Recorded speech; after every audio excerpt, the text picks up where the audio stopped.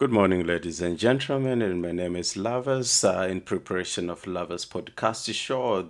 And today I continue to use the new the new acquisition of skill in terms of how to use the display capture. And thanks to Zigo, who has been teaching me or continue to teach me on how to use these equipment and really exciting. It's really exciting. I'm really excited. And today I'm going to react to a video that was done by Wode Maya, one of the Africans who has been telling the story, the African story, in a positive way. And now he motivated a Zimbabwean, was based in the UK for 21 years and had to find his way back home and started a poultry farming. And that's the story we want to react to. We want to look into that story and let's see how it goes. Think about it. When we were colonized, what did the white people do when they came to this country? They came and grabbed the land. So, I believe, I may be wrong, but I believe that there's plenty of land, even in the rural areas. Anyone can still do something there and still make money. Slowly, slowly. I'm not saying we all become farmers, we're making millions, but I'm talking about survival. So land is the most important thing. Without land, you are nothing. Without land, you are nothing. Without land, we are nothing. We won't be able to do anything else without the land. So, with the land, we are some people. We are somebody. You can do something with the land, but without it, you are nothing. That's where all the resources are. You just don't need a huge piece of land. You need something small, something manageable, something that can provide you an day-to-day livelihood, like to give you food enough to survive. You don't need to be in the diaspora forever. We all have a lifespan in terms of working. We won't be working forever. Our bodies give in at some point. And in the rural areas, when you have your piece of land, I believe each and every family in Africa has a rural home because when the colonists came, they retired everyone into the rural home. We call them reserves, kuma reserva. Tagaende kuma reserva, most of us, and the beautiful land was taken by the colonialists.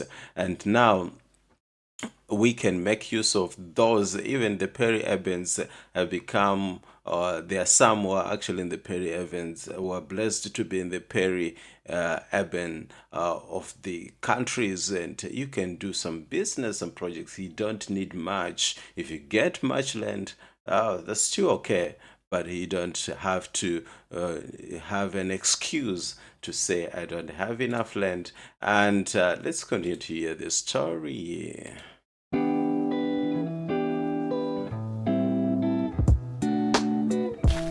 Good morning from Harare, Zimbabwe. It's a beautiful morning out here. I just woke up, but yeah, I'm waiting for a young man who said my videos actually inspired him to come to Zimbabwe to invest in Zimbabwe. He's Zimbabwean living in the UK, and this makes me feel like projecting every African country in a positive light is very important for Africa. This is why I'm telling you Africans that, see, I'm not perfect, but support this movement because I feel like the work I'm doing is way bigger than me.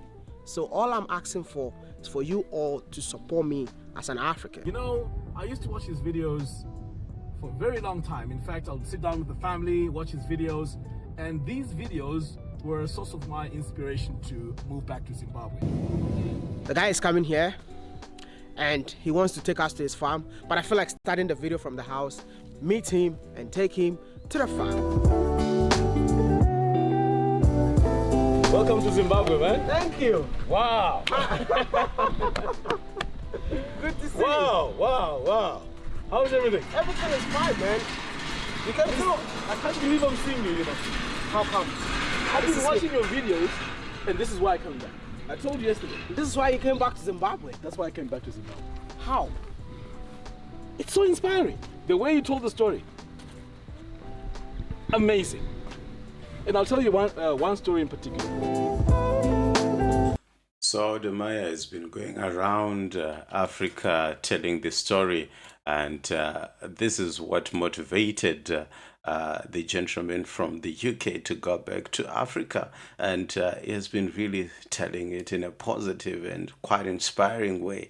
And without further ado, let's just continue to hear more of this conversation.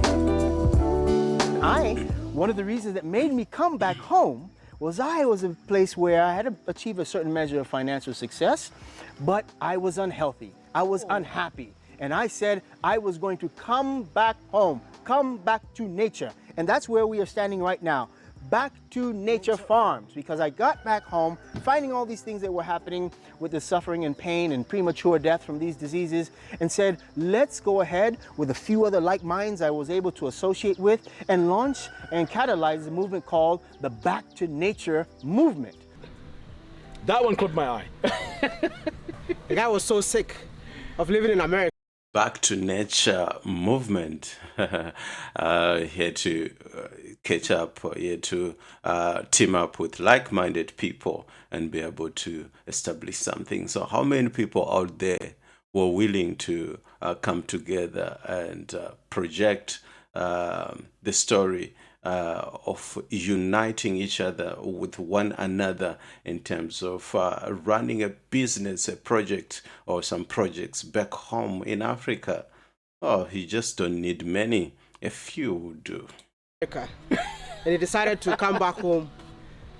Wow, this is so inspiring, man. And I just want to tell you that welcome home. Yeah. What are you doing in Zimbabwe now? Poultry farming. Poultry farming? Yes. You grow what you eat? Oh, absolutely. Absolutely. Let me just fast forward that and get to the farm and see what's happening at the farm.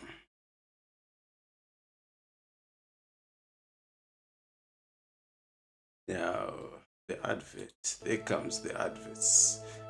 This is why I need to buy Premier. A few years back, my kids were actually joking and saying that, you know, we see you on your farm growing your own food, and that has become a reality today. So this plan was there for a very long time. But the challenge I had was, remember I mentioned that it's a trap living there. I was trapped for about 10 years. I was really working there. I did all the jobs. Cleaning, working in factories, all of that, I did it. But what I realized is the money is not even enough to save. It's not even enough to save for you to do something here, even if you're working double shifts, because the tax is very high and the cost of living is very high. So on average, everyone ends up borrowing money to survive or to want the nicer things. The only breakthrough I had was I created my own business, an online business. That online business now gave me the opportunity to start saving money. And when I started saving that money, my mind and my focus was back home. Were you living or surviving? He was, of course, surviving in the diaspora. You have to listen to the rest of the story. And just to fast forward and get to, you know, the poultry, and I can see the buildings there. Let's see what's happening there. We have our layers. So this is the main breeding stock, right? Okay. So what happens is our hens, they lay the eggs. You can see there's a few there. Oh, yeah. Yes, those ones. Huge. And there's a few You can go on top of there, but they have can go to YouTube and listen to the rest of the story. But just for my lessons, and also to entice you and to motivate you, you can listen to the rest of that conversation. But for my lessons for today, it's a bye-bye.